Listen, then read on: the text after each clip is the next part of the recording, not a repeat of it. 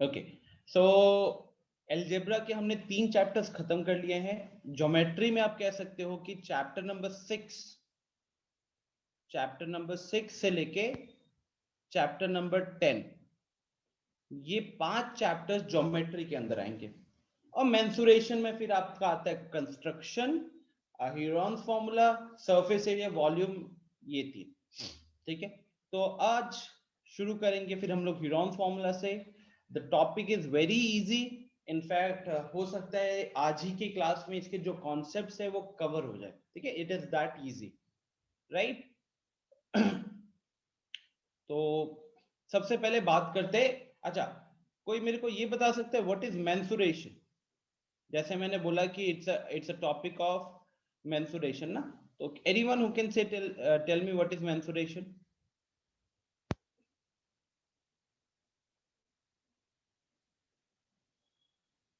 Anyone? Okay, so we have a new student here. Yes, Kulsum, बोलो। Sir, mensuration means measurement. दोबारा बोलिएगा, आवाज नहीं आ रही है। Mensuration means measurement. Mensuration means measurement. Great. Kanishka बताओ क्या लगता है आपको, मेंसुरेशन में क्या होता है? Mensuration means measurement of geometric figure and their parameter like length, volume, shape, etc. Exactly. Very good, very good. वाह, बहुत अच्छा आंसर है आप लोगों का। यहाँ पे हम क्या देखते हैं, तो हम यहाँ पे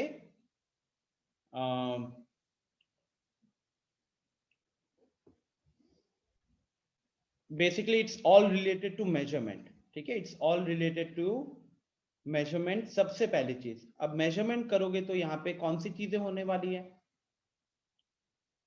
अगर हम यहाँ पे बात करें तो क्या होने वाला है मेजरमेंट के अंदर? तो यहाँ पे we will be measuring perimeter and area,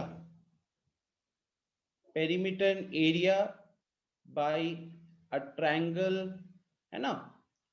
triangle हो गया, उसके बाद क्वाड्रिलेटरल हो गया, एक्सेट्रा। अब जैसे कह सकते हैं कि हम चैप्टर नंबर 12 में ट्रायंगल एंड क्वाड्रिलेटरल पे फोकस करेंगे।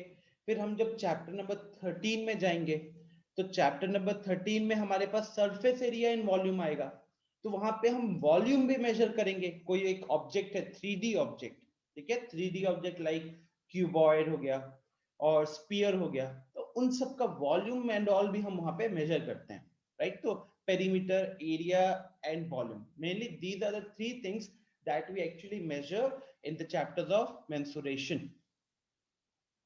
ठीक है, yes you can say that that part of geometry concerned with, ये देखो ये आयुष ने ये इंटरनेट से हेल्प लिया है। Ayush, the part of geometry concerned with ascertaining lengths, areas and volumes, I can understand that, ये तो आपने उठाया है। Apurva ne, it is generally used when geometrical figures are concerned, when where one has to determine various physical। Apoorva आपने भी इसको उठाया है, आपने भी इसको इंटरनेट से उठाया है। अक्षर, I'll take some session for that, don't worry at all, okay। मुझे नहीं लगा था कि बचा हुआ है कुछ। तो अपूर्वा एंड आयुष, गाइस जो लिखोगे खुद से लिखो, ठीक है, ये इंटरनेट से उठा के लिखने की जरूरत नहीं है। बोलो तो अभी मैं इसको कॉपी कर देता हूँ गूगल में और सेम स्टेटमेंट निकल कर आ जाएगा, स्पेशली अपूर्वा। ओके, तो जैसे कि guys perimeter, what is a perimeter? So यहाँ पे डेफिनेशन यहाँ पे दिया हुआ है, just for a quick revision. It is the outside boundary of any closed shape. कोई भी क्लोज्ड शेप है उसका जो बाउंड्री होगा ना, that is called as the perimeter. And to find the perimeter we just need to add all the sides of the given shape. जो भी हमारे पास साइड्स दिया हुआ है, जो भी हमारे पास साइड्स दिया हुआ है उसके हम सारे शेप्स को ऐड कर देंगे, राइट। जैसे ये एक रेक्टेंगल है, तो इस रेक्टेंगल में दिस लेट्स से 7 सेंटीमीटर का है, ये 3 सेंटीमीटर है, ये 7 सेंटीमीटर, फिर से 3 सेंटीमीटर। तो अगर हम इसके पेरीमीटर की बात करें तो इसका पेरीमीटर क्या होगा? किसी का भी पेरीमीटर क्या होता है? It is sum of all the sides, जितने भी उसके अंदर साइड्स है उस सारे का सम होता है, ठीक है। तो इस केस में perimeter is the sum of all sides, तो यहाँ पे क्या करोगे? 3 को 2 बार ऐड करोगे और 7 को 2 बार ऐड करोगे, राइट। 3 को 2 बार ऐड करोगे और 7 को 2 बार ऐड करोगे, तो ये कितना हो गया? This becomes 20 centimetre. तो हम बोलेंगे इस रेक्टेंगल का, हम बोलेंगे इस रेक्टेंगल का पेरीमीटर क्या होगा? तो इस रेक्टेंगल का पेरीमीटर होगा 20 centimetre. Am I clear? A very simple thing. What is perimeter? तो perimeter is the boundary of any closed shape. अब जैसे कि अगर मैं मान लूं ये एक रेक्टेंगल है, मैं मान लीजिए कि A B C D, ये एक सिंपल सा रेक्टेंगल है। अभी सिंपल से रेक्टेंगल में क्या कहते हैं, जो हमारा पेरीमीटर होगा वो इसकी बाउंड्रीज का सम होगा, तो that will B AB plus BC plus CD plus DA। AB का लेंथ 7 सेंटीमीटर है, BC का लेंथ 3 सेंटीमीटर है, CD का लेंथ 7 सेंटीमीटर है एंड AD का लेंथ 3 सेंटीमीटर है। तो जब हमने सबको ऐड किया तो हमारा सम आ गया 20। अपूर्वा ने पूछा any close figure? Yes Apoorva, any close figure. Circle को आप अगर कंसीडर करोगे तो सर्कल का भी फॉर्मूला है, दैट इज 2πr, राइट। इसके अलावा हम अगर पॉलीगन्स की बात करें, पॉलीगन्स के अंदर आएगा ट्रायंगल्स, क्वाड्रिलेटरल्स। 3 साइड का होता है पॉलीगन तो हम उसको ट्रायंगल बोलते हैं, 4 साइड का होता है तो क्वाड्रिलेटरल बोलते हैं, 5 साइड का होता है तो पेंटागन बोलते हैं एंड सो ऑन, ठीक है। हर जगह पे सारे साइड्स का sum. Area, what is area? तो एक जनरली बहुत बार लोग यहाँ पे एरिया के डेफिनेशन में भी कंफ्यूज हो जाते हैं, तो इतना कुछ ज्यादा मुश्किल डेफिनेशन नहीं है। Area of any close figure is the surface enclosed by the perimeter. Area of any closed figure is the surface enclosed by the perimeter. जैसे कि आपने मान लो यहाँ पे एक ट्रायंगल बनाया, ये देखो जैसे मैं यहाँ पे एक ट्रायंगल बना रहा हूं, ठीक है। अब ये जो ट्रायंगल है, ये ट्रायंगल जो हमने ड्रॉ किया, तो इसने अपने अंदर कुछ एरिया ऑक्यूपाई कर, कुछ सरफेस ऑक्यूपाई किया है कि नहीं? कह सकते हो ना कि अब ये वाला जो यहां से लेके ये हो गया,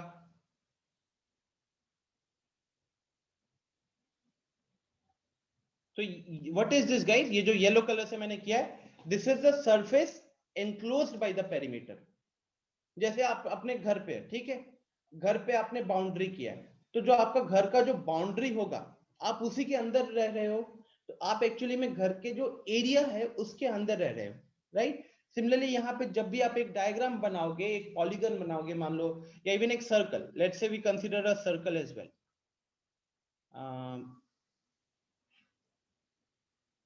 ठीक है, लेट्स से जैसे ये सर्कल हो गया। अब अगर हम यहां पे भी बात करें स्टूडेंट्स, तो यहां पे भी logic will remain the same ना। ये आपका बाउंड्री हो गया, तो इस बाउंड्री के अंदर का जो हिस्सा है that will be called as what? That will be called as the area enclosed by the circle. यहां पे क्या है? This is the area enclosed by the triangle. Triangle ने कितना सरफेस अपने अंदर एनक्लोज किया है, that will be called as area. क्या इसमें कोई दिक्कत है किसी को? Ali Abbas, any issues out here?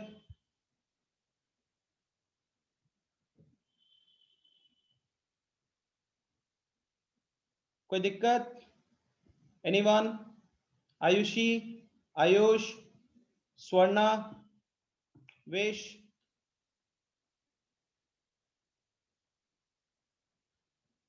ठीक है। तो अब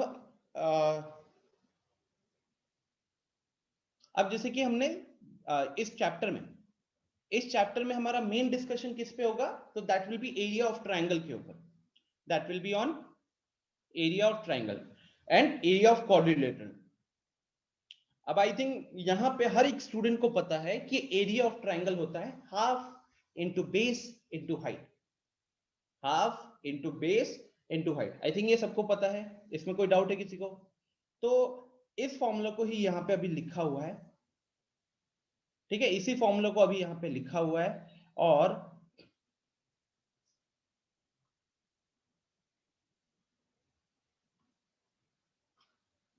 एक मिनट,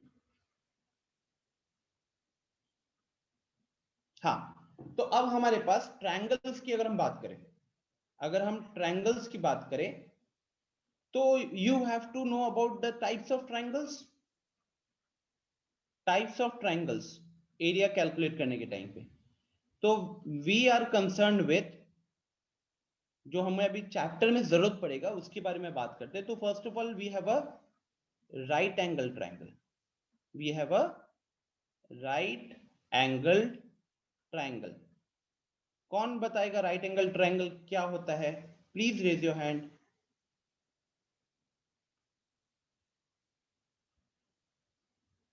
यस, अनन्या ने सबसे पहले हैंड रेज किया है। यस अनन्या, बताओ क्या होता है right angle triangle? So a triangle having one of its angle as 90 degree. अच्छा, और and what about the other two angles? If one angle is exactly Sir, equal to 90 degree तो बाकी दोनों एंगल्स कैसे होंगे? the two angles, the other two angles will be acute. Acute, very good, very good. तो बहुत accurate answer मिला है हमें। एक राइट एंगल ट्रायंगल क्या होता है? तो उसमें वन एंगल जो होता है exactly one angle exactly equal to 90 degree होता है,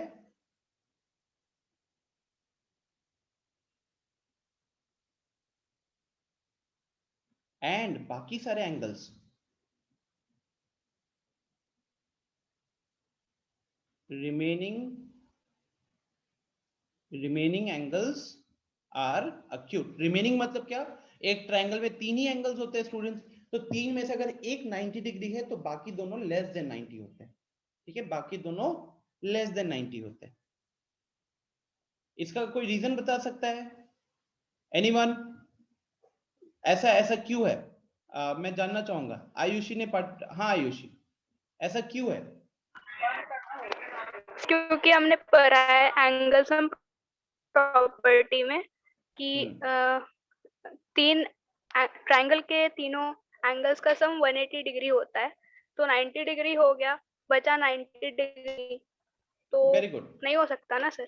वेरी गुड, वेरी गुड। अगर एक 90 डिग्री हो जाएगा तो दूसरे का 0 नहीं हो सकता। वेरी गुड, बिकॉज अगर वो 0 हो जाएगा तो फिर वो एंगल ट्रायंगल बनेगा ही, है ना? ओके, तो बहुत एक्यूरेट आंसर्स मिल रहे हैं आज मेरे को।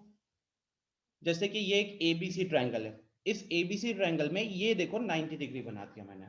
अब अगर ये 90 डिग्री है, एंगल बी को यहाँ पे हमने 90 डिग्री बना दिया। ठीक है, अब अगर हम बात करें एंगल ए का, तो एंगल ए ये भी आपका लेस देन 90 डिग्री होगा, एंड एंगल सी ये भी आपका लेस देन 90 डिग्री होगा। लेकिन दोनों में से कोई भी एंगल 0 नहीं होने वाला। क्यों? क्योंकि गाइस अगर दोनों में से कोई भी एंगल 0 हो गया, इमेजिन करो एंगल सी 0 हो गया, अगर एंगल सी 0 हो गया तो क्या ट्रायंगल बनेगा? टेल मी यस और no in the chat box. अगर एंगल सी 0 हो गया तो क्या वो ट्रायंगल बनेगा? टेल मी यस और no in the chat box. Everyone participate. नहीं बनेगा, राइट? ग्रेट, नहीं बनेगा, बिकॉज एंगल सी, इनफैक्ट कोई भी एंगल अगर 90 डिग्री, कोई भी एंगल अगर 0 डिग्री होता है तो फिर वो तो दो अलग अलग साइड्स की वैसे बनेंगे ही नहीं, वो तो एक तरीके से एक के ऊपर एक रह जाएगा, राइट? तो फर्स्ट ऑफ ऑल कि अगर इसको ट्रायंगल के एंगल्स होने हैं, अगर इसको ट्रायंगल के एंगल्स होने हैं तो इसके हर एक एंगल की जो वैल्यू होगी it has to be greater than 90, greater than 0 degree. But since angle भी पहले से 90 हो चुका है तो और कोई 90 से ऊपर नहीं निकल सकता, इनफैक्ट और कोई 90 के बराबर भी नहीं हो सकता। एक ट्रायंगल में दो 90 डिग्रीज होना पॉसिबल नहीं है, बिकॉज अगर एक ट्रायंगल में दो एंगल्स 90 हो गया तो उनका सम कितना हो गया? 180 डिग्री हो गया, जबकि एक ट्रायंगल के तीनों एंगल्स का सम होता है 180 डिग्री। तो अगर तीन एंगल, ऐसा समझो कि तीन दोस्तों के पास 180 रुपए हैं, तो अगर उसमें से दो दोस्तों के पास 180 रुपए हो गए, इसका मतलब तीसरे के पास 0 होगा। तो यहां पे वो चीज पॉसिबल है क्या? नहीं पॉसिबल है। तो बेसिकली कुछ छोटे मोटे यहां पे आप चाहो तो पॉइंट्स देख सकते हैं हम लोग। First point, a triangle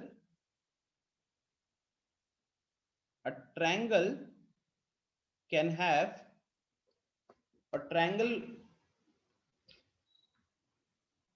have only,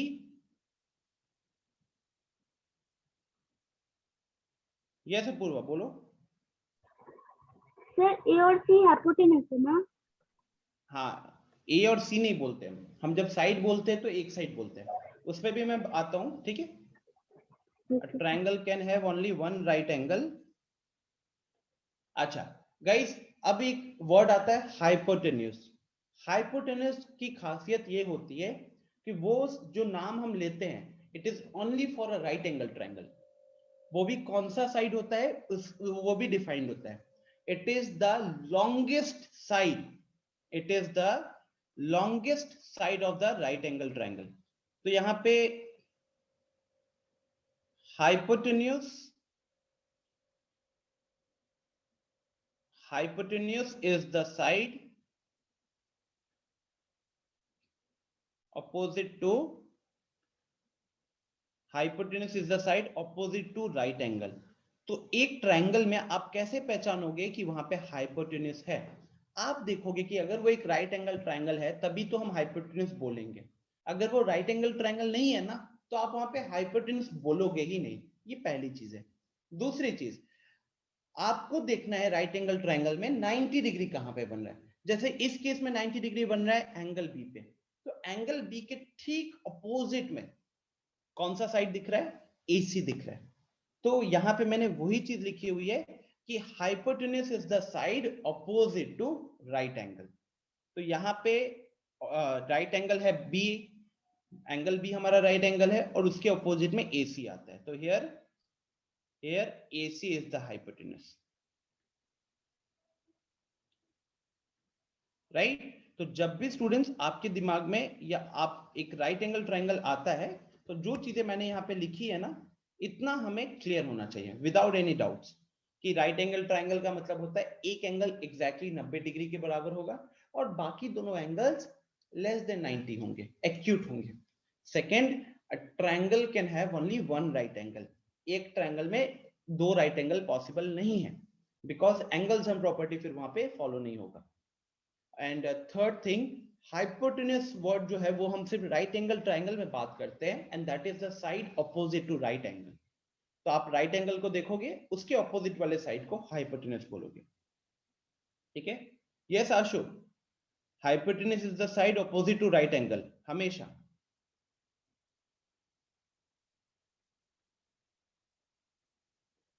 okay, तो आई थिंक ये बेसिक चीजें रिकॉल हो गई होंगी आप सबको। तो अब यहाँ पे उसी के एरिया के बारे में बात हुआ है, area of a right angle triangle. तो when we are discussing about the area of a right angle triangle, formula हर जगह तो वही है, half into base into height. Formula हर जगह वही है, half into base into height. जैसे देखो साइड में अभी फिलहाल मैंने एक ट्रायंगल रखा है। अब ये ट्रायंगल है जिसका एक साइड है 3 सेंटीमीटर, एक साइड है 4 सेंटीमीटर, एक साइड है 5 सेंटीमीटर। यहाँ पे ये इसका मतलब क्या होता है? इसका मतलब होता है कि यहाँ पे 90 डिग्री बना हुआ है ना। इसका मतलब होता है कि यहाँ पे 90 डिग्री बना हुआ है। तो ये आपको बता देता है कि इट्स अ राइट एंगल। अब यहाँ पे पढ़ो, इसको पढ़ो सब कोई। If we have to find the area of a right angle triangle, then we can use the above formula. Above formula यहाँ पे क्या कह रहा है? वो इस फॉर्मूला की बात कर रहा है, area of triangle is equal to half into base into height. इस फॉर्मूला की बात कर रहा है, ठीक है। Directly we can use the above formula directly by taking the two sides having the right angle, one as the base and one as height। ये क्या कह रहा है? एरिया ऑफ ट्रायंगल का फॉर्मूला होता है half into base into height. एक right angle triangle के लिए वो फॉर्मूला कैसे यूज करोगे? तो राइट एंगल ट्रायंगल में जो जो साइड्स राइट एंगल बनाते हैं, उन्हीं में से एक को बेस माना जाता है और दूसरे को हाइट माना जाता है, ठीक है। बिकॉज गाइस, हाइट की एक खासियत है, हाइट की एक खासियत है, वो क्या है?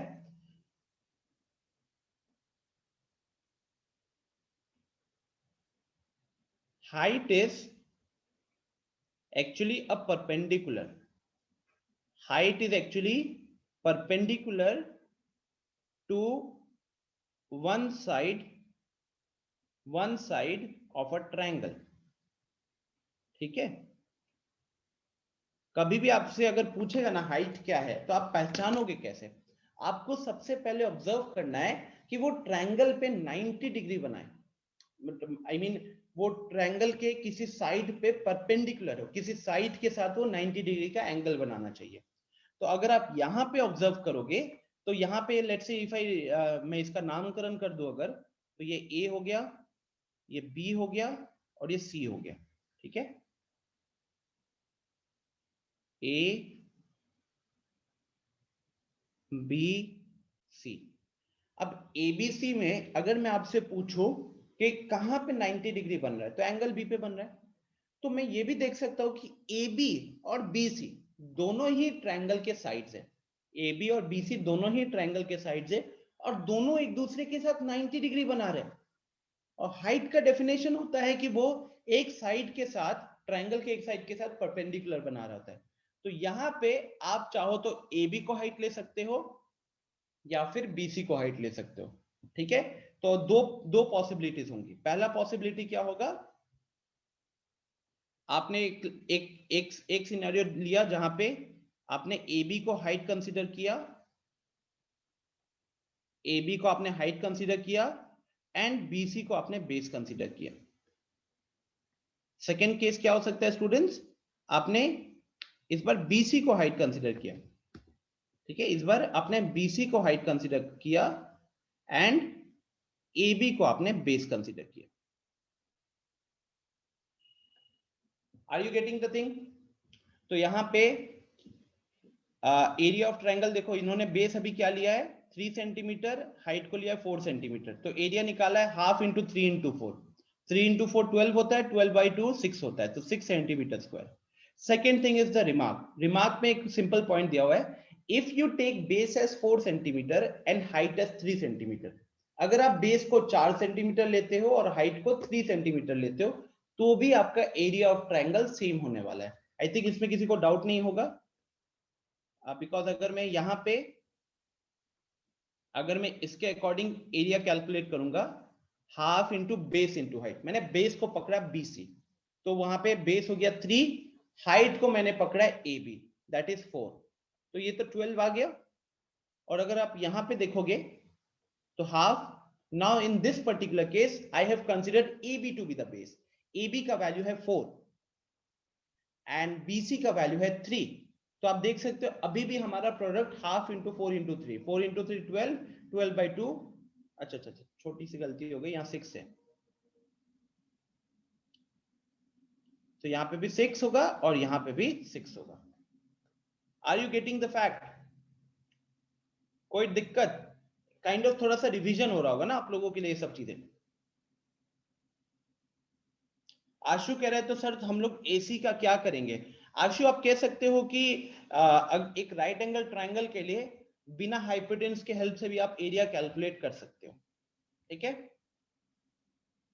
अनन्या ने पूछा है sir what is the difference between altitude and height? Ananya, they both means the same. यहाँ पे फॉर यू कैन से इन अ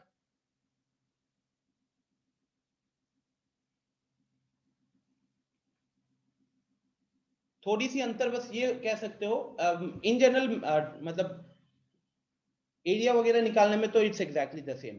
आप जब भी एक ऑपोजिट पॉइंट से एक परपेंडिकुलर ड्रॉ करोगे, let's say if I have ABC triangle, ABC triangle में अगर आप ए से ऑपोजिट बीसी पे परपेंडिकुलर बनाओगे, दैट बी वो परपेंडिकुलर को ऑल्टीट्यूड बोला जाता है। ठीक है, वो परपेंडिकुलर को ऑल्टीट्यूड बोला जाता है। क्वेश्चंस के दौरान आप उसको हाइट कंसीडर कर सकते हो, क्वेश्चंस के दौरान आप उसको हाइट बिल्कुल कंसीडर कर सकते हो। ठीक है स्टूडेंट्स, किसी को कोई दिक्कत है यहाँ पे? एनीवन? कुलसुम ने पूछा है कि सर हमेशा सेम आंसर आएगा क्या जिस साइड भी ले? कुलसुम, एक राइट एंगल ट्रायंगल के केस में आप हाइपोटेन्यूज को छोड़कर, हाइपोटेन्यूज को हम ना ही बेस बोलेंगे ना ही हाइट बोलेंगे, hypotenuse will remain hypotenuse, but बाकी दोनों साइड्स के केस में क्या होगा, तो आप एक को बेस मानो दूसरे को हाइट मानो। अब चाहे ए बी को हाइट मान के बीसी को बेस लो या फिर ए बी को बेस मान के बीसी को हाइट लो, वो मैटर नहीं करेगा, हमने खुद ही देख लिया अभी। दोनों ही केस में हमारा आंसर क्या आ रहा है, हमारा आंसर आ रहा है 6। यहाँ पे भी यही चीज लिखी हुई है। Is this clear? Apurva, we actually study about area of triangle. We actually study about area of triangle.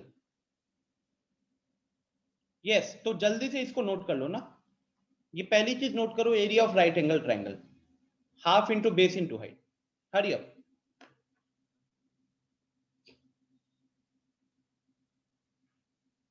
जिन जिन लोगों ने नोट नहीं किया जल्दी से नोट कर लीजिए।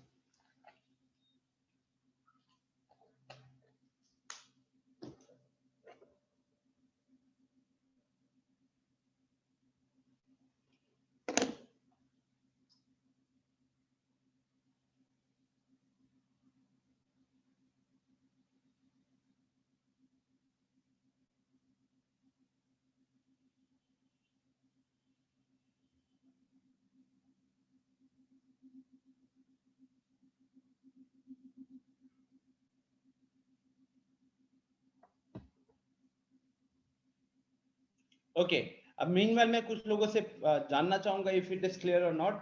आदित्य कुमार सिंह, कोई डाउट यहाँ पे? कॉन्सेप्ट समझ में आया आपको?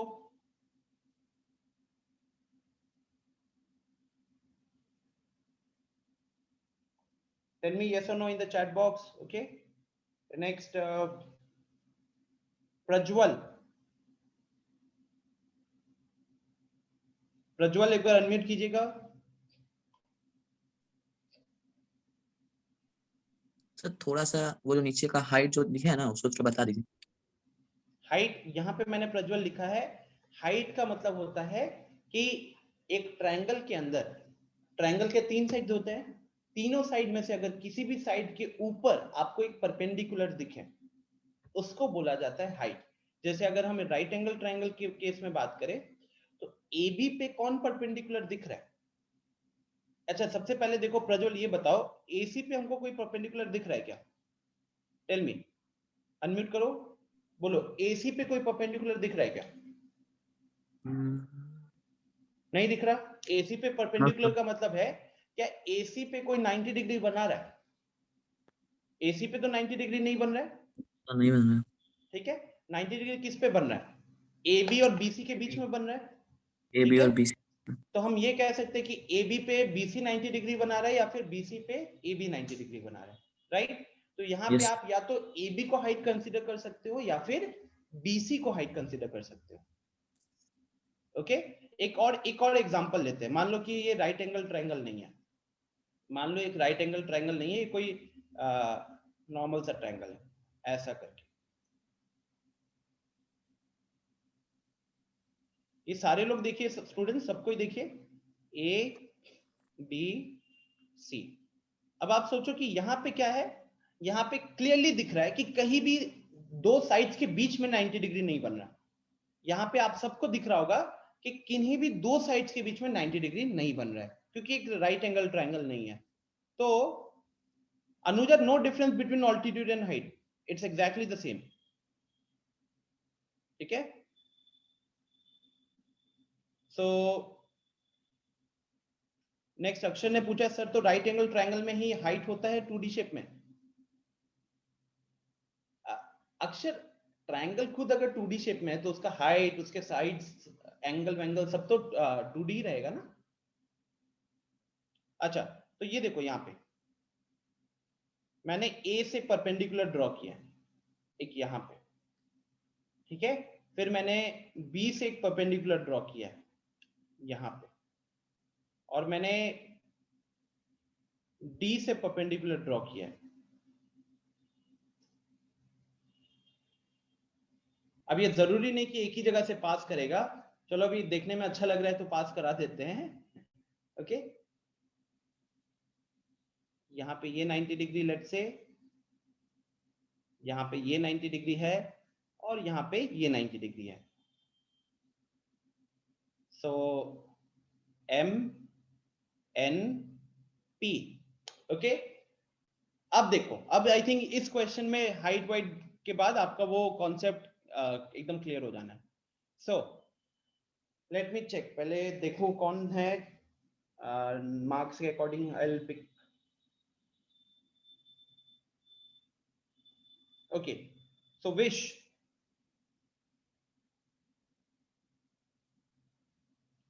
विश कुमार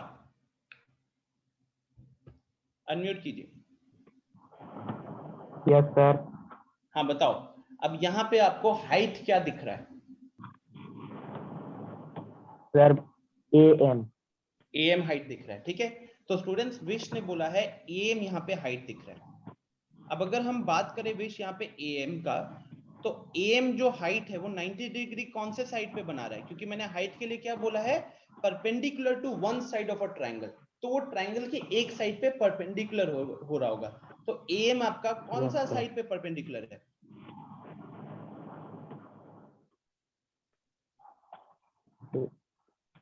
देखो AM किस पे 90 डिग्री बना रहा है, कौन से साइड पे 90 डिग्री बना रहा है? सर M पे। M एक पॉइंट है, साइड आपको ट्रायंगल का साइड बताना है। आपसे अगर मैं पूछूं ट्रायंगल के इस ट्रायंगल के कितने साइड्स हैं, आप क्या बोलोगे? Sir 3 sides. कौन से? ABC। AB BC नहीं, आप जो ABC कह रहे हो ना वो वर्टेक्स हो गया। A एक वर्टेक्स है, B एक वर्टेक्स एक पॉइंट है, C एक पॉइंट है। लेकिन जब आप दो पॉइंट को ज्वाइन करते हो तो आपको क्या मिलता है? साइड मिलता है। तो यहाँ पे हमारे साइड्स क्या होंगे? AB एक साइड होगा, AB साइड होगा BC और AC, CA। ठीक है। Yes sir. आप देखो कि उन 3 साइड में से किस पे 90 डिग्री बन रहा है AM के कारण?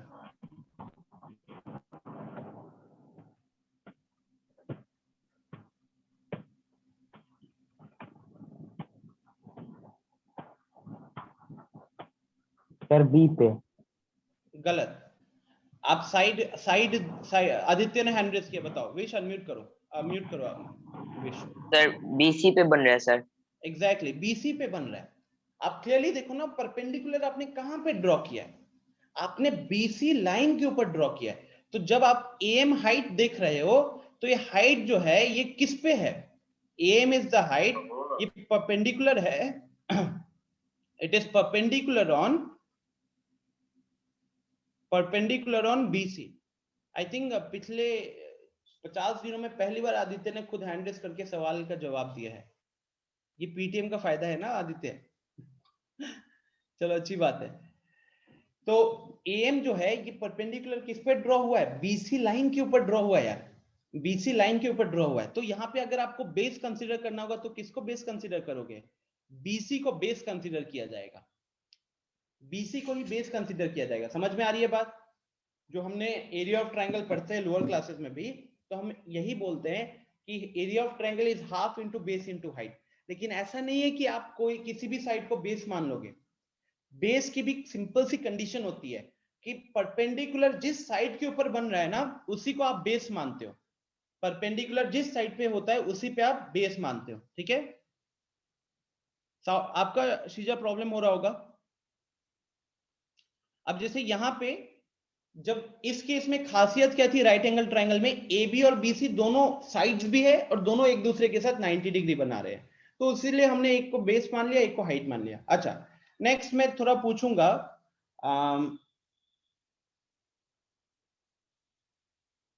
प्रज्वल, चलो अनम्यूट करो प्रज्वल। Yes sir.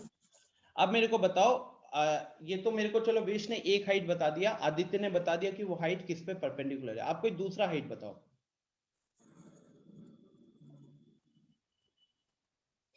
क्या आपको और कोई दिख रहा है जो किसी दूसरे साइड पे परपेंडिकुलर है?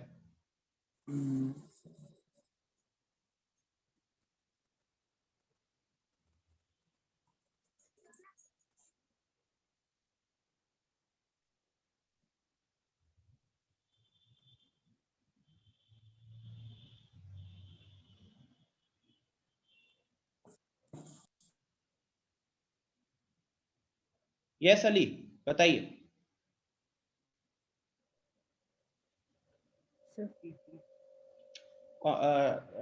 फिर से बोलना, थोड़ी आवाज नहीं आई। Sir, CP is the height on side AB. Very good. तो नेक्स्ट जो उसने हाइट बोला है CP, CP is the height, और ये हाइट किस पे है? CP is the height and this is perpendicular on what? Perpendicular on side AB। ठीक है, तो इस पर्टिकुलर सिनेरियो में बेस आप AB को कंसीडर करते हैं।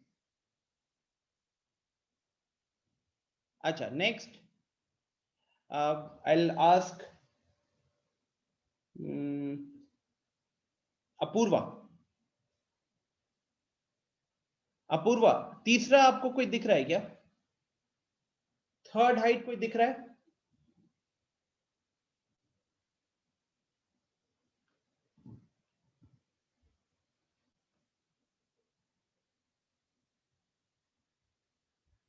बताइए अपूर्वा।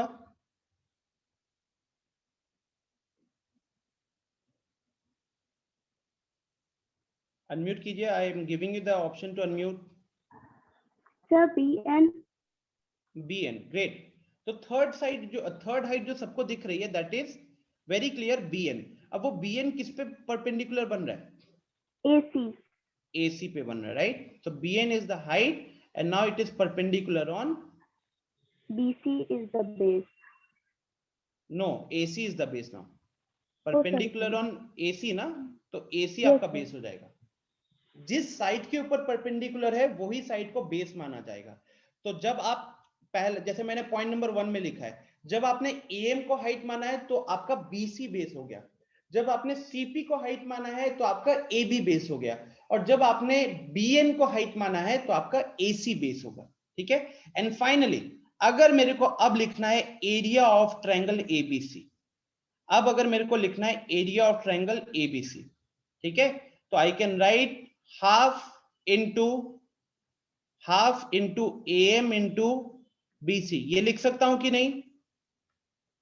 अक्षर बताओ, क्या मैं half into AM into BC लिख सकता हूं?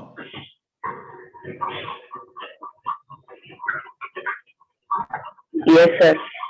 हाँ, अच्छा, और क्या पूछ रहे थे एक बार यहाँ पे बताओ, मैं थोड़ा समझा नहीं। नहीं सर, कुछ नहीं। अच्छा, ठीक है। अनन्या ने पूछा है कि sir how many Heights can be drawn in a triangle? Ananya, 3 maximum हो सकता है, और 3 हमेशा ड्रॉ कर सकते हो एक तरीके से। ठीक है। अनुजा ने पूछा is PB perpendicular? No, PB is not perpendicular. You have to check कि वो परपेंडिकुलर, देखो 90 डिग्री जो बन रहा है ना, तो आप इधर क्या बोलोगे जानते हो? अनुजा, आप यहां पे बोलोगे CPB, एंगल CPB को आप 90 डिग्री बोल सकते हो, या फिर आप एंगल CPA को 90 डिग्री बोल सकते हो। ठीक है, तो perpendicular CP is perpendicular to AB। In fact guys, अब अगर मैं यहां पे इन सबको शॉर्ट में लिखूं भी, इन सबको यहां पे ऐसे शॉर्ट में लिखूं, तो यहां पे फाइनली हम क्या लिखेंगे? हम लिखेंगे AM परपेंडिकुलर टू BC लिखेंगे। सेकेंड वाले के लिए अगर देखा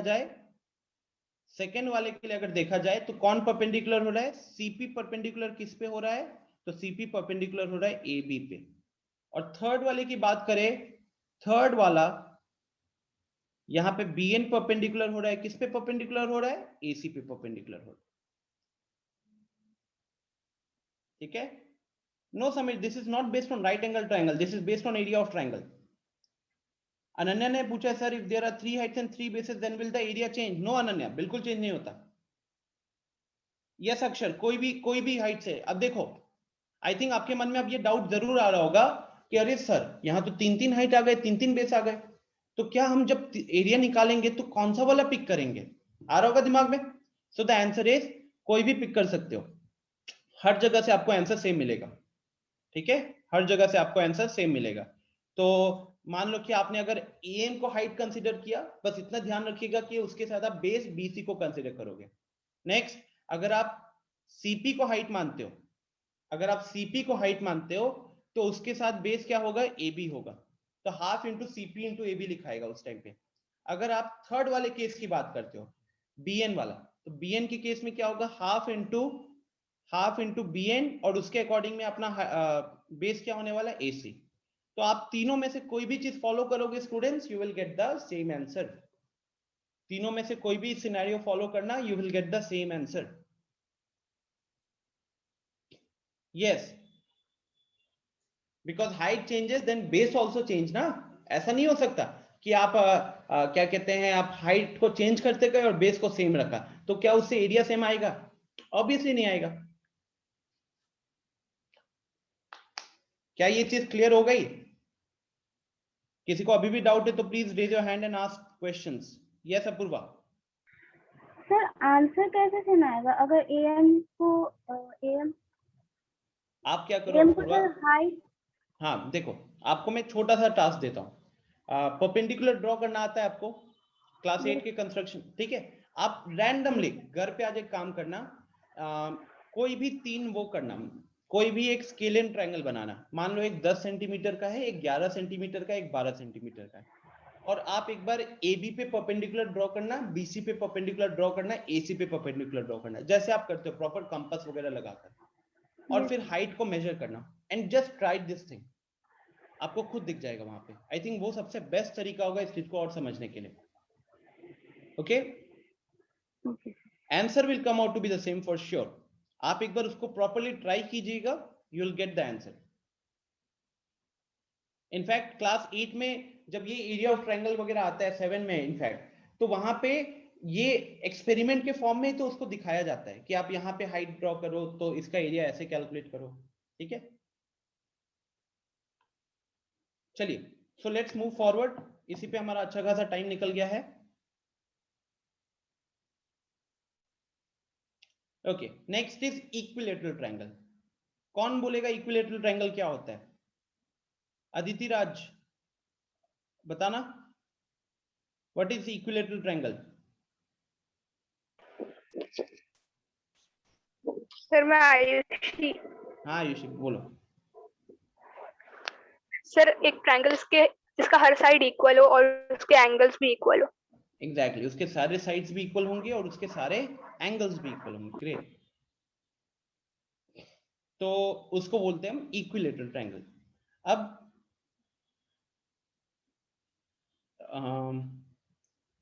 अब इक्विलेटरल ट्रायंगल का मान लो आपको एरिया फाइंड आउट करना है। इक्विलेटरल ट्रायंगल का आपको एरिया फाइंड आउट करना है। तो इक्विलेटरल ट्रायंगल में जैसे भी आयुषी ने बोला कि सारे साइड्स इक्वल होते हैं, तो हम ये कह सकते हैं कि हमारा AB 10 सेंटीमीटर का है, BC ऑलरेडी 10 सेंटीमीटर का दिया हुआ है, तो हमारा AB जो होगा, हमारा AB भी 10 सेंटीमीटर का हो जाएगा और हमारा AC भी 10 सेंटीमीटर का हो जाएगा। तो पहले तो मैं आपको इसका प्रॉपर दिखा देता हूँ किस तरीके से इसका हाइट कैलकुलेट किया गया है, and then we will remember a direct formula, जो फॉर्मूला हमको याद रखना चाहिए स्पेशली ओलंपियाड वगैरह के लिए भी, ठीक है? तो देखिए यहाँ पे, here the equilateral triangle has 3 equal sides। Equilateral triangle के 3 इक्वल साइड्स हैं, राइट? 10-10 सेंटीमीटर वाले। अब यहाँ पे आपको हाइट निकालना है। हाइट निकालने के लिए आपने क्या किया, आप एक इक्विलेटरल ट्रायंगल में किसी भी साइड, जैसे इसने BC का मिड पॉइंट है, मान लो let's say this point is D point नाम दिया हुआ है, तो ये जो D है यहाँ पे, it is the mid point, D is the midpoint of BC, ठीक है? D is the midpoint of BC। आपने उस मिडपॉइंट को पकड़ा और उसको A के साथ ज्वाइन कर दिया। मिडपॉइंट को पकड़ा और आपने A के साथ ज्वाइन कर दिया। उससे क्या होता है स्टूडेंट्स, ये जो एंगल यहाँ पे बना है, ये एक 90 डिग्री एंगल बनेगा, ठीक है? ये एक 90 डिग्री एंगल बनेगा। यस अक्षर? तो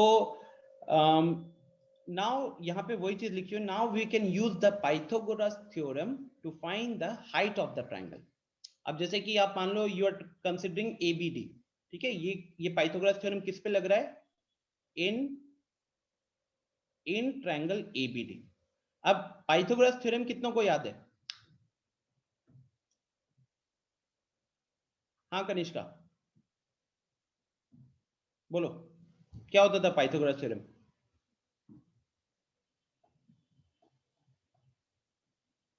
What happened? Unmute.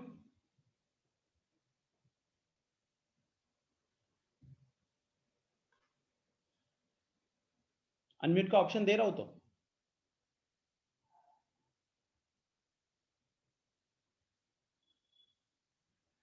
I think उसका इंटरनेट फंस गया। अक्षरा आप बताइए।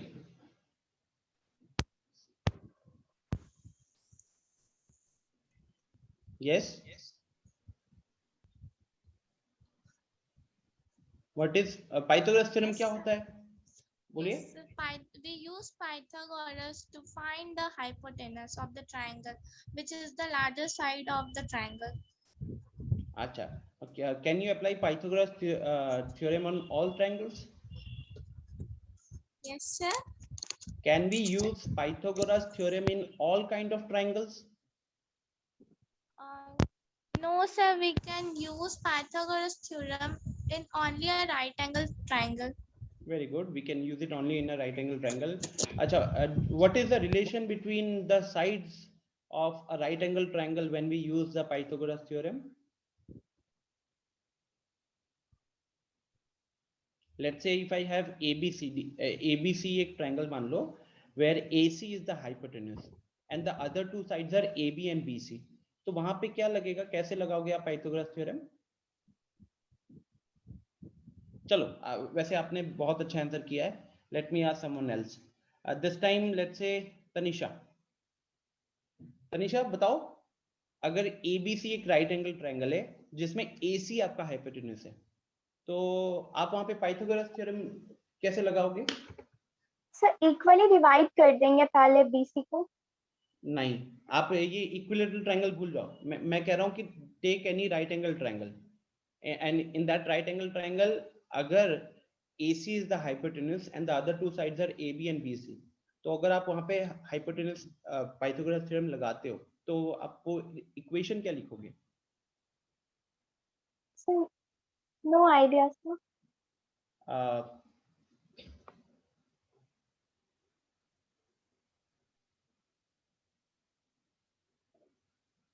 Sameer, same question.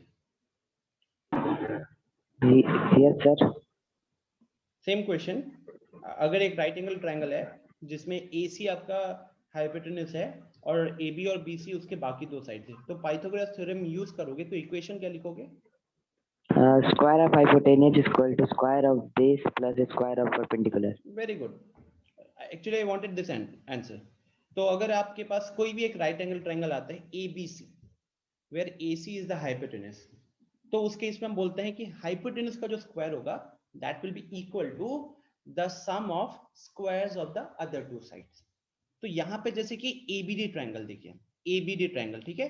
तो we are actually talking about this particular triangle, ठीक है. We are talking about this particular triangle. अब इस ट्रायंगल की अगर आप बात करोगे तो यहाँ पे हाइपोटेन्यूज कौन सा है? AB है.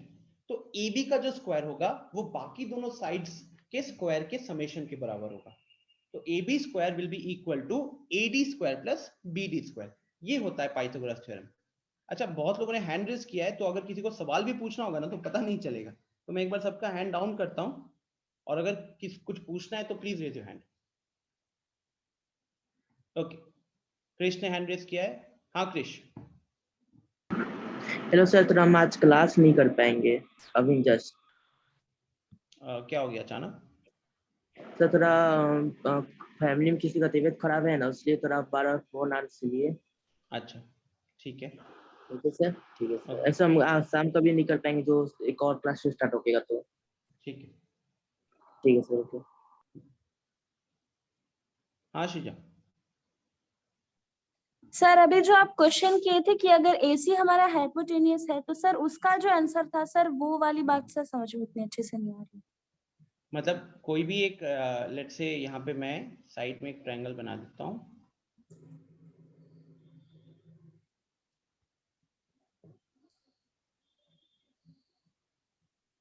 ये एक राइट एंगल ट्रायंगल हो गया और इस राइट एंगल ट्रायंगल में लेट्स से ABC, यहाँ पे B आपका 90 डिग्री है. तो B अगर 90 डिग्री हुआ तो AC क्या हो जाएगा? हाइपोटेन्यूज कौन सा साइड होता है? 90 के ऑपोजिट वाला होता है, ठीक है. Yes sir. तो यहाँ पे मैं कह रहा हूँ कि अगर हम पाइथागोरस थ्योरम लगाएंगे तो AC का स्क्वायर किसके बराबर होगा? तो that will be equal to AB and BC. AB and BC नहीं बोलोगे, AB square and plus oh हाँ, स्क्वायर, सॉरी स्क्वायर. ठीक है. तो ये होता है पाइथागोरस थ्योरम, राइट. ऐसा नहीं कि हम कोई भी साइड उठा लेते हैं. इट इज ऑलवेज हाइपोटेन्यूज का square is equal to sum of squares of the other two sides, ठीक है. तो सर इस केस में उसको कैसे सॉल्व करेंगे सर? इसमें D भी इंक्लूडेड है. हाँ, तो इधर क्या हुआ कि एक इक्विलेटरल ट्रायंगल के केस में क्या होता है कि उसने BC जो साइड है, BC was the original side of the equilateral triangle, उसने उस इक्विलेटरल ट्रायंगल के मिड पॉइंट को ज्वाइन कर दिया AC के साथ, मिड पॉइंट को ज्वाइन कर दिया AC के साथ, सॉरी मिड पॉइंट को ज्वाइन कर दिया A के साथ। तो आपके पास जो लाइन सेगमेंट बनी है AD, that AD actually is perpendicular to BC। वो जो AD होता है वो परपेंडिकुलर टू BC होता है। अब ये चीज हम जब थोड़ा सा कॉन्ग्रुएंसी पढ़ेंगे ना, कॉन्ग्रुएंसी में ये चीज आपको थोड़ा समझ में आ जाएगा, ठीक है। बट एज ऑफ नाउ इतना समझिए कि अगर हम मिड पॉइंट को एक इक्विलेटरल ट्रायंगल और एक आइसोसेलेस ट्रायंगल, दोनों ही केस में अगर हम मिड पॉइंट को A के साथ ज्वाइन करते हैं तो उस केस में आपका जो लाइन बनता है AD वो परपेंडिकुलर होगा BC के ऊपर, ठीक है। और साथ ही साथ हमने ये भी बता दिया कि हम D मिड पॉइंट को कंसीडर कर रहे हैं, तो उससे ये पता चल जाएगा कि BD जो है, B से लेके D तक का जो डिस्टेंस है वो 10 का आधा होगा। 10 का आधा मतलब 5 हो जाएगा, ठीक है। और AB पहले से 10 दिया हुआ था, AB पहले से 10 दिया हुआ था। तो अब सोच लीजिए कि यहाँ पे एक राइट एंगल ट्रायंगल है जिसमें AB 10 सेंटीमीटर दिया हुआ है, BD 5 सेंटीमीटर दिया हुआ है, तो क्या आप पाइथागोरस थ्योरम लगा के AD नहीं कैलकुलेट कर सकते हैं? यस सर, कर सकते हैं। कर सकते हैं, राइट। नहीं कनिष्का, यहाँ पे बेस एज सच की उतनी कोई जरूरत नहीं है फिलहाल, अभी हम AD निकाल रहे हैं, बेस आएगा थोड़ी देर बाद आएगा। तो आप देखिए यहाँ पे तो AB का स्क्वायर इज इक्वल, होगा। हाँ चलो आप म्यूट करो।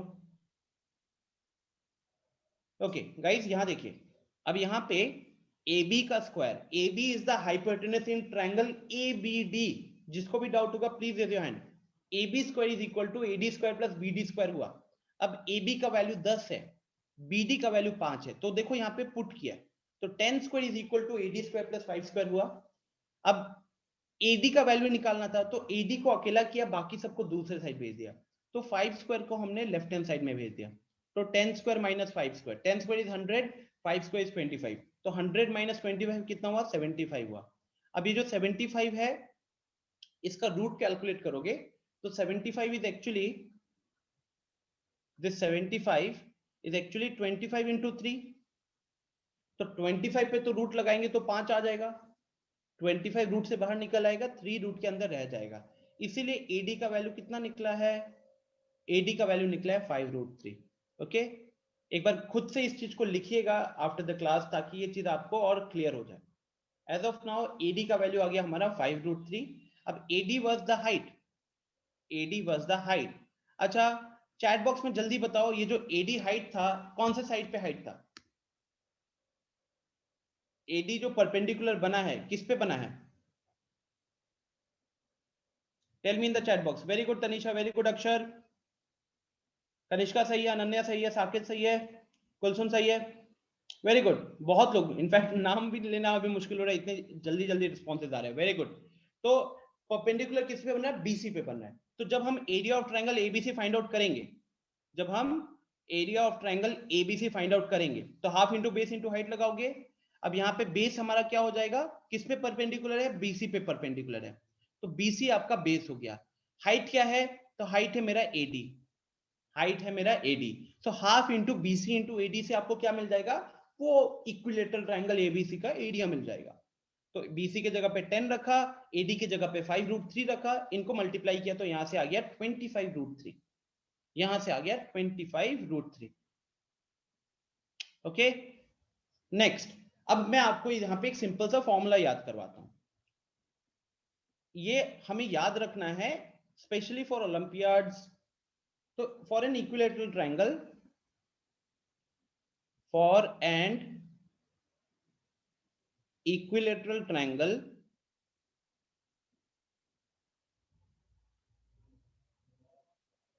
For an equilateral triangle of side A, अगर आपके पास कोई भी इक्विलेटरल ट्रायंगल है साइड A का, देन हमको दो चीजें याद रखनी होती हैं। पहला, उसका जो हाइट होगा। अब गाइस एक इक्विलेटरल ट्रायंगल की खासियत क्या होती है?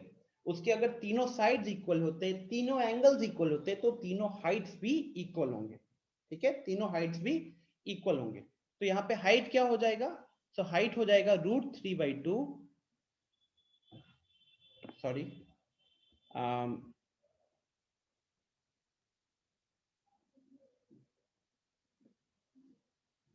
so root 3 by 4 into a. Okay, root 3 by 4 into a, ये आपका हाइट हो जाएगा, एंड एरिया तो आई थिंक बताने की जरूरत नहीं है, हाफ बेस हो गया a, हाइट हो गया रूट 3 by 4 a, तो finally this becomes root 3 by, okay छोटी छोटी सी मिस्टेक कर रहा हूं मैं जल्दी में, आई थिंक ये टाइम देख रहा हूं मैं, टाइम खत्म हो रहा है तो जल्दी में छोटी मोटी मिस्टेक हो रही है। यहाँ पे 2 आएगा, यहाँ पे 2 आएगा, ठीक है, तो ये हो जाएगा आपका root 3 by 4 a square.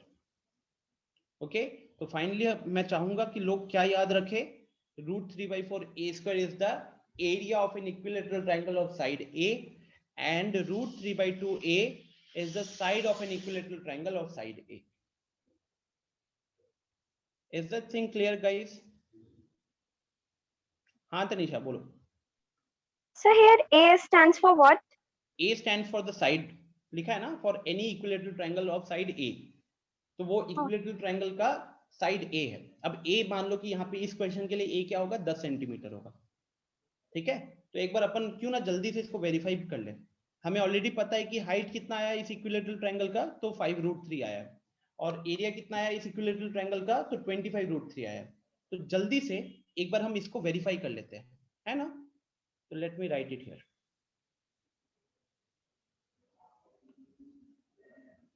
For the above example और फॉर द अबव डायग्राम, जो ऊपर हमने डायग्राम बनाया है,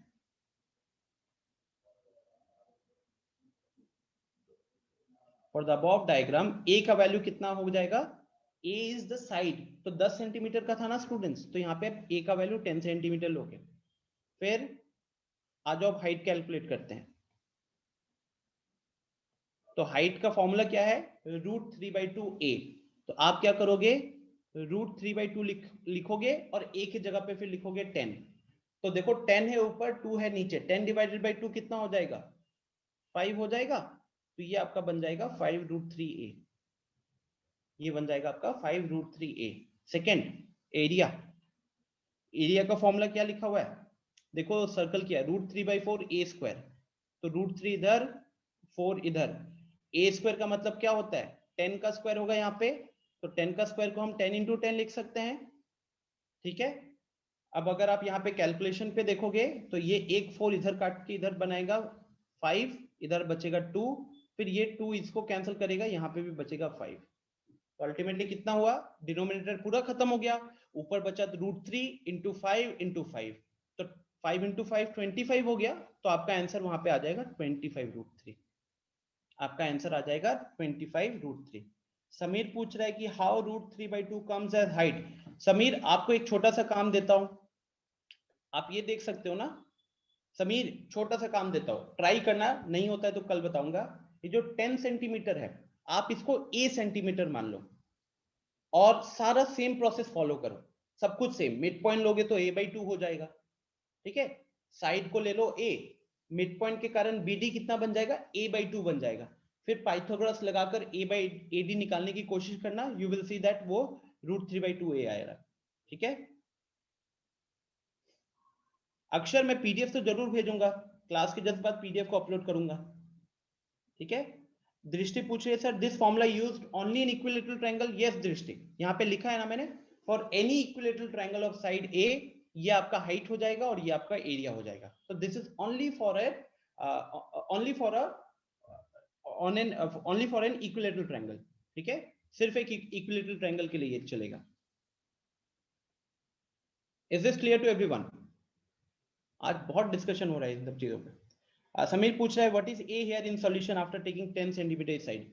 समीर, ए जो होता है ना वो ट्रायंगल, मान लो अगर आपको क्वेश्चन में 5 सेंटीमीटर का इक्विलेटरल ट्रायंगल दिया है तो ए का वैल्यू 5 रखना, अगर क्वेश्चन में 10 सेंटीमीटर का इक्विलेटरल ट्रायंगल दिया हुआ है तो ए का वैल्यू 10 रखना। जैसे इस डायग्राम के लिए हमारा 10 सेंटीमीटर का साइड था, 10 सेंटीमीटर का साइड होने के कारण हमने ए का वैल्यू 10 रखा है, ठीक है। Is this clear to everyone? किसी को कोई डाउट? कुछ डाउट है तो प्लीज हैंड रेज कीजिए।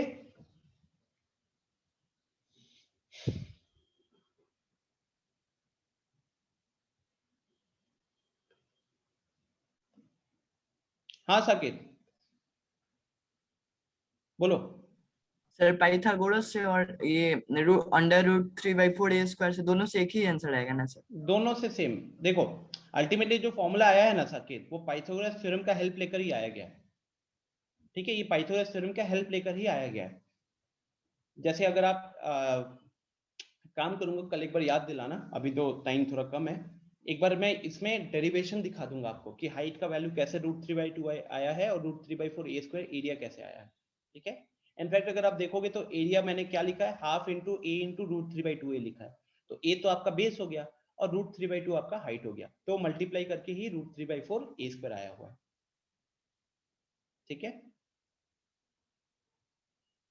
नो हीरोन्स फॉर्मूला ये नहीं है, हीरोन्स फॉर्मूला अब आएगा। श्रीजा आज मेरे को हीरोन्स फॉर्मूला बताना है, मैं कल इसका डेरिवेशन दिखा दूंगा। इतना कोई बड़ा डेरिवेशन नहीं है। अगर आपको ये स्टेप्स दिख गए ना, ये अगर आपको समझ में आया है, ये वाला पाइथागोरस जो लगाया, तो यहाँ पे सिर्फ और सिर्फ आप क्या करो ना, 10 को a मान लो, तो 5 कितना हो जाएगा, a/2 हो जाएगा। और आप खुद एक बार घर पे ट्राई करना, जैसे मैंने समीर को बोला है करने के लिए। 10 को a मानो तो 5 आपका a/2 हो जाएगा। और यहाँ पे अब आप जो पाइथागोरस थ्योरम लगाओगे तो खुद ब खुद आपको दिखेगा कि AD का वैल्यू √3/2 आ रहा है। ठीक है, A is the side, just the side, Sameer. ठीक है,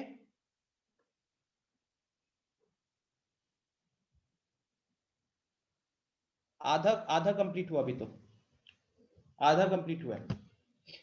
ओके, नेक्स्ट जल्दी से एक बार देखो यहाँ पे, everyone focus. Area of N isosceles triangle. What is an isosceles triangle? तो एक ट्रायंगल जिसके दो साइड्स इक्वल होते हैं। तो मान लो कि जैसे इस case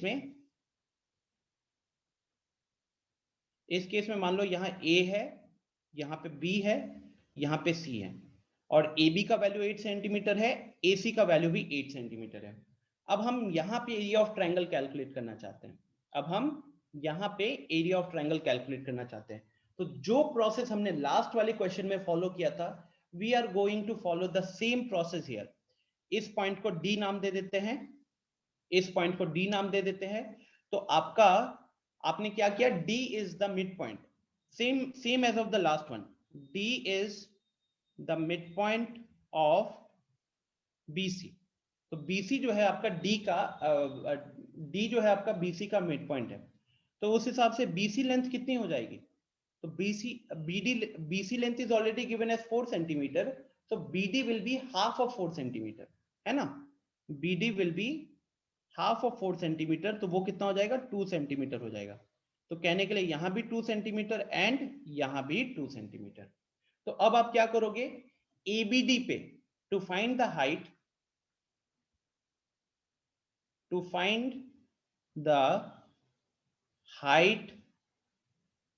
AD is also perpendicular. Use PT लिख रहा हूं, पाइथागोरस थ्योरम का short form. Use PT on triangle ABD। जैसे हमने लास्ट वाला क्वेश्चन किया, डिट्टो सब कुछ सेम है। तो यहाँ पे आपका हाइपोटेनस 8 सेंटीमीटर का है, आपका BD 2 सेंटीमीटर का है, तो इसीलिए यहाँ पे हाइट लिखा गया है 8 का स्क्वायर माइनस 2 का स्क्वायर, एवरीथिंग इज सेम। तो 64 - 4 60 हो गया। 60 को 4 × 15 लिख सकते हो, है ना। 60 को 4 × 15 लिख सकते हो, ये पूरा रूट के अंदर है। तो 4 आपका रूट से बाहर निकलेगा, 2 बन के 15 रूट के अंदर रह जाएगा। इसीलिए हमारा हाइट कितना आया, इसीलिए हमारा हाइट आया है 2√15।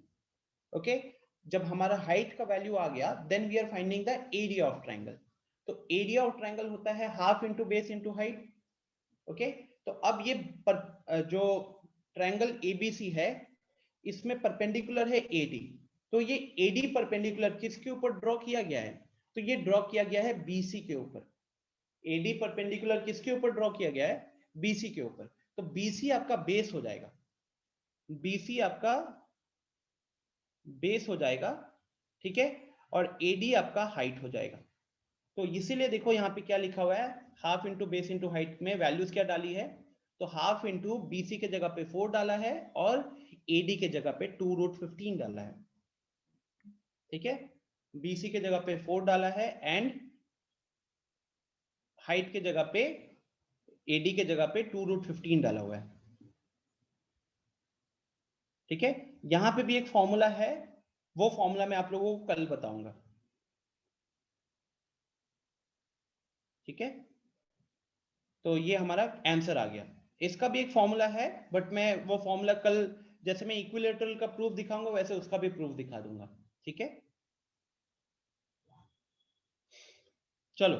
सो नाउ अगले 4 मिनट 5 मिनट तक सबको ध्यान से सुनोगे। Area of triangle by Heron's formula. अभी हमने इक्विलेटरल ट्रायंगल का एरिया निकालना देखा, हमने आइसोसेलेस ट्रायंगल का एरिया निकालना देखा। हीरोन्स फॉर्मूला जो है ये किसी भी ट्रायंगल के लिए एप्लीकेबल है, ये किसी भी ट्रायंगल के लिए एप्लीकेबल है। We generally use this for a scalene triangle. Scalene triangle क्या होता है, जिसके तीनों साइड्स नॉन इक्वल होते हैं। ठीक है, जिसके तीनों साइड्स नॉन इक्वल होते हैं। तो ये फॉर्मूला क्या कहता है, फॉर्मूला कहता है the formula of area of triangle is given by Heron. Basically जिसने इस फॉर्मूले को इन्वेंट किया था उसका नाम था हीरोन्स, तो इसलिए हीरोन्स फॉर्मूला बोला जाता है। And area of triangle is equal to root under, root के देखो पहले बड़ा सा स्क्वायर रूट लगा है, उसके अंदर है s into s minus a into s minus b into s minus c. अब यहाँ पे s क्या है, a क्या है, b क्या है, c क्या है, अभी आ रहा है सब कुछ। तो मान लो मैं यहाँ पे एक छोटा सा ट्रायंगल बना रहा हूं।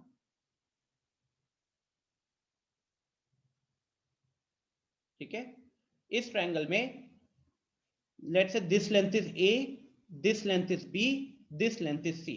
तो small a, small b, small c ये जो दिख रहे हैं, these are actually the sides of the triangle। चाहे कोई भी ट्रायंगल हो, इक्विलेटरल हो, आइसोसेलेस हो या स्केलिन ट्रायंगल हो। तो देखो यहाँ पे वही चीज लिखी हुई है, where ABC are the sides of the triangle। ठीक है, and what is S? तो S stands for semi perimeter।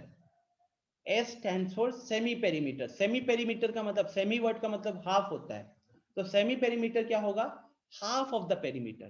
Perimeter हमने आज क्लास के स्टार्टिंग में बात किया था, पेरीमीटर होता है सम ऑफ ऑल द साइड्स। तो यहाँ पे अगर हम पेरीमीटर की ऐसे ही बात करें तो पेरीमीटर हमारा क्या होता, वो होता है a plus b plus c. Perimeter होता हमारा a plus b plus c, right. तो सेमी पेरीमीटर क्या होगा, a plus b plus c divided by 2। और उसी को हमने क्या नाम से, क्या लेटर से रिप्रेजेंट करते हैं इस फॉर्मूला में, हम रिप्रेजेंट करते हैं स्मॉल s से। ठीक है, हम रिप्रेजेंट करते हैं स्मॉल s से। नो अक्षर, नॉट नीड। साकेत पूछ रहे सर पहले साइड्स निकालना होगा ना। नहीं साकेत, आपको क्वेश्चन में तीनों साइड्स दे दिया जाएगा, आपको क्वेश्चन में तीनों साइड्स दे दिया जाएगा। आप उसमें से किसी भी एक साइड को a मान सकते हो, दूसरे को b और तीसरे को c मान सकते हो। ठीक है, फिर आपको s की वैल्यू निकालनी होगी, s की वैल्यू हो जाएगी a plus b plus c divided by 2। ठीक है, वो हो जाएगा सेमी पेरीमीटर। और फिर आपको इस फॉर्मूला में पुट कर देना है, फिर आपको इस फॉर्मूला में पुट कर देना है। अनुजा ने पूछा है सर इसका हाइट क्यों नहीं निकाल सकते। अनुजा, हाइट निकालना एक इजी टास्क नहीं है। अगर आपके पास एक स्केलिन ट्रायंगल आता है ना, तो वहां पे हाइट निकालना इज क्वाइट डिफिकल्ट। अब आप खुद बताओ कि अगर आपको एक स्केलिन ट्रायंगल दे दिया जाएगा, आप हाइट कैसे निकालोगे। आपके पास ऑप्शन क्या हो सकता है, तो वन ऑप्शन है कि आपने वहां पे प्रॉपर कंस्ट्रक्शन किया, प्रॉपर साइड्स जितना दिया हुआ है क्वेश्चन में उतना ड्रॉ किया, और उसके बाद आप उस पर परपेंडिकुलर ड्रॉ कर रहे हो प्रॉपर कंपास वगैरह से, फिर उसको मेजर कर रहे हो। That will take a lot of time, that will take a lot of time. तो ये हीरोन्स फॉर्मूला आपको उन सब केसेस में बचाएगा जहां पे आपको हाइट नहीं पता। देखो इक्विलेटरल हो गया या आइसोसेलेस हो गया, उसका तो हमने अभी तरीका देखा था, वेरी सिंपल मेथड। बट जब एक स्केलिन ट्रायंगल आता है तो एरिया निकालना becomes difficult by using half into base into height. तो वहां पे वी यूज दिस मेथड, इसीलिए यहाँ पे लिखा हुआ है, देखो लास्ट में, generally this formula is used when the height of the triangle is not possible to find, or you can say if the triangle is a scalene triangle। एक scalene triangle के केस में उसका height निकालना थोड़ा difficult होता है, ठीक है।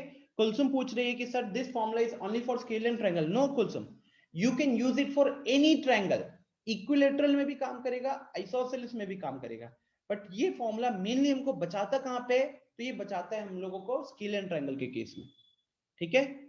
यस समीर, अभी मैं करता हूं। हाँ श्रीजा बोलो। सर अगर वहां पे सिर्फ एंगल दिया हो तो सर हीरोज फॉर्मूला यूज नहीं होगा नहीं, ना? ऑब्वियसली नहीं होगा। हीरोन्स फॉर्मूला तभी यूज कर सकते हो जब आपको साइड्स पता है ट्रायंगल के, not the angles. Okay, sir तीनों साइड पता होने चाहिए। तीनों साइड्स पता होने चाहिए, ठीक है। ओके, सो जल्दी से 1 मिनट और देखो सबको स्क्रीन पे। मुझे लगा था टाइम कम पड़ेगा, तो यहाँ पे एक क्वेश्चन है, उसका सॉल्यूशन डाला हुआ है मैंने। ये आपके सामने एक स्केलियन ट्रायंगल है एबीसी। इसमें एक साइड है 6 सेंटीमीटर का, एक साइड है 12 सेंटीमीटर का, एक साइड है 14 सेंटीमीटर का। All the 3 sides are different, all the 3 sides are different to each other, तो this becomes a scalene triangle. आप क्या करो, आप मान लो ए बी को हमने ए मान लिया, स्मॉल ए, वो फॉर्मूला में है ना, root under s into s minus s minus b s minus c. तो आप इसको स्मॉल ए मान लो, इसको स्मॉल बी मान लो, इसको स्मॉल सी मान लो। मैटर नहीं करता किसको ए मानते हो किसको बी मानते हो, बिल्कुल मैटर नहीं करता। आपका फर्स्ट स्टेप क्या होगा, आपका फर्स्ट स्टेप होगा सेमी पेरीमीटर कैलकुलेट करना। Semi perimeter will be equal to a plus b plus c by 2, तो in this case it will be 12 plus 14 plus 6 by 2, वो आपका हो गया 32 by 2 16। तो ये आपका सेमी पेरीमीटर का वैल्यू आ गया। फॉर्मूला क्या होता था, फॉर्मूला होता था root under s into s minus a into s minus b into s minus c, ये आपका फॉर्मूला होता था, राइट। तो अब आप इस फॉर्मूला में क्या करोगे, s के जगह पे देखो 16 चला गया, प्लीज हैव अ लुक। ये देखो s यहाँ पे है, यहाँ पे है, यहाँ पे है, यहाँ पे है, तो इस फॉर्मूला में s 4 बार यूज हो रहा है। देखो यहाँ पे एक 16 यहाँ दिख रहा है, एक 16 यहाँ दिख रहा है, एक 16 यहाँ दिख रहा है, एक 16 यहाँ दिख रहा है। अच्छा, हमने a को 12 माना था, वो देखो 12 यहाँ पे दिख रहा है, b को 14 माना था वो इधर है, c को 6 माना था वो इधर है, ठीक है ना। तो बस आपको वैल्यूज को पुट करना है, सिंप्लीफाई करो, you get the answer. Okay, Kanishka पूछ रही है sir what is the formula to find the height of a scalene triangle. Kanishka, there is no such formula students, there is no such formula to find the height of an equilateral triangle directly, कोई formula नहीं है। Okay, so I will end the class here. इस example से आपको ये समझ में आ गया होगा कि how does this formula work. You have to remember the formula, you have to put the values of a b c and s in the formula, simplify and get the answer. What are abc? So abc are the sides of the triangle. What is s? So s is the value of the semi perimeter. Semi perimeter मतलब half of the perimeter, ठीक है। Homework में आप लोगों को group पे update कर दूंगा। अनुजा, यस, ओके, होमवर्क में आप लोगों को अपडेट कर दूंगा। Ending the session here, take a break of 10 minutes because I think 4:30 से आपकी अगली क्लास होगी। Thank you everyone, bye bye.